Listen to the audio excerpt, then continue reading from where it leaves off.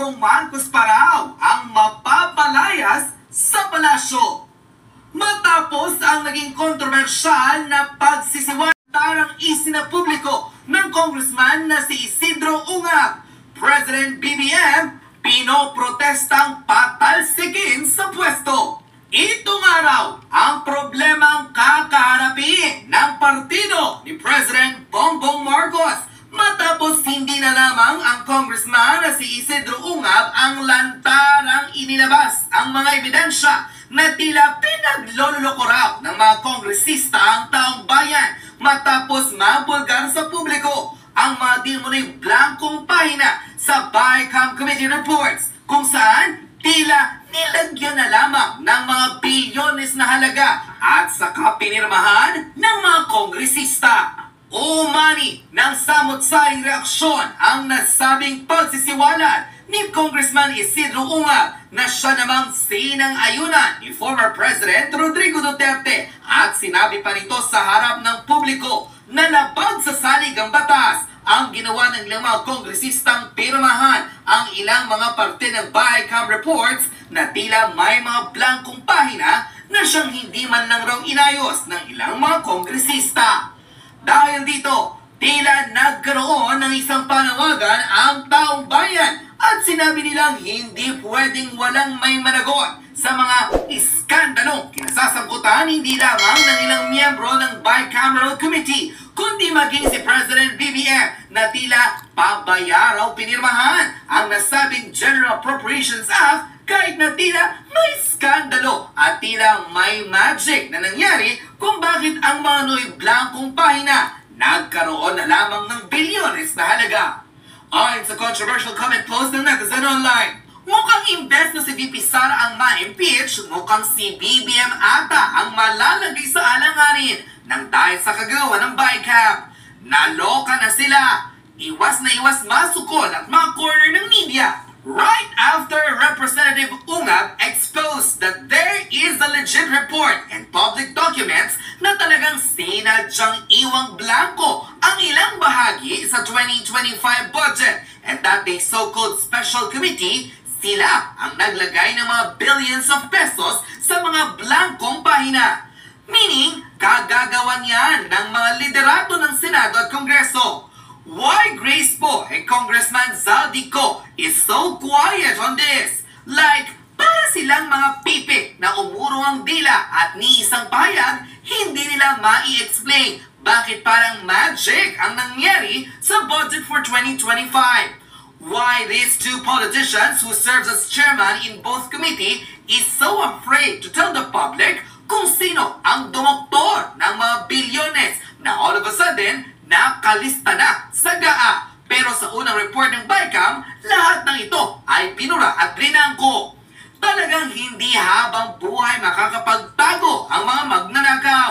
Lalabas at lalabas ang kagaguhan nila, ang mga ebidensya kung paano nila ninakawan ng tao. In this case, posibleng ma-impeach si BBM dahil tama ang sinabi ni Attorney Vic Rodriguez nang dahil sa kasakiman ng mga kongresista at kawalang alam ni BBM sa batas, aba, pinirmahan ang 2025 budget knowing that there is a loophole dahil sa mga blankong government project. Kawawang Bongbong, inilagay sa alanganin ng mga congressman at senador niya. Tuloy, imbes na si VP Sara ang papatalsik, si BBM pa ata ang mag-goodbye Philippines. Lagot! Unquote! Panoorin ang mga matitinding revelasyon ng congressman at dating committee chairman ng appropriation na si Representative Isidro Ungab kung saan walang itinara at isiniwalat ang lahat patungkol sa mga kontrobersyal na blankong pahina na inireport ng Bicameral Committee na tila matapos ang ilang mga deliberasyon, nagkaroon ng presyo at bilyones na halaga ang bigla-biglang proyekto ng mga nasa gobyerno.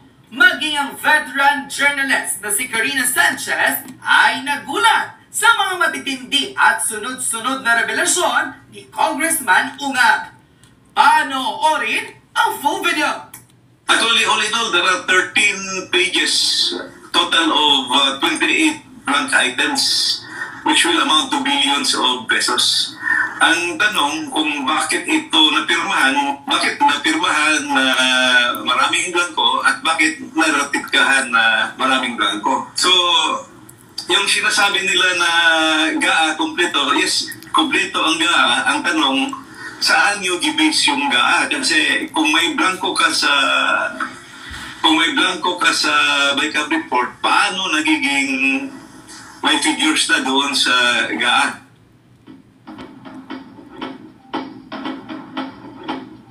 Kayo po ang unang nagpasabog nitong issue, no? Sa umano'y blank item sa 2025 budget. Nung una po ba kayo lang talagang nakapansin at pumuna nito? At bakit kaya ganun? Ako ang nagkakita niyan dahil,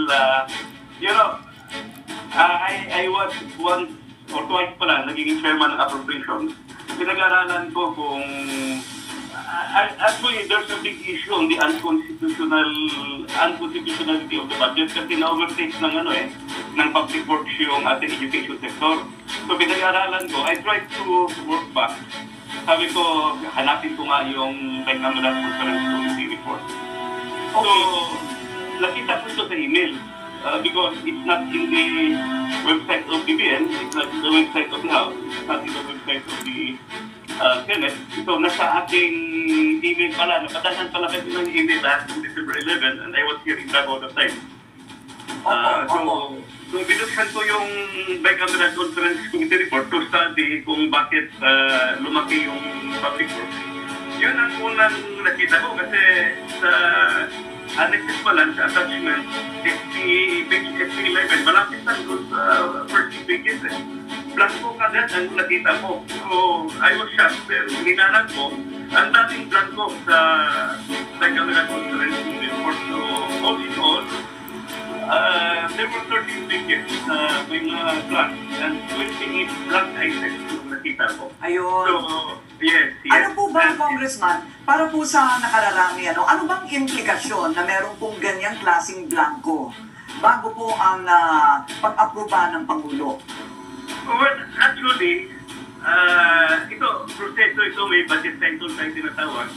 Dadaan ng 3 reading sa House, 3 reading sa Senate. Usually, magkaiba yung figures na ma-approve ng House, then iba din yung figures na approve ng Senate.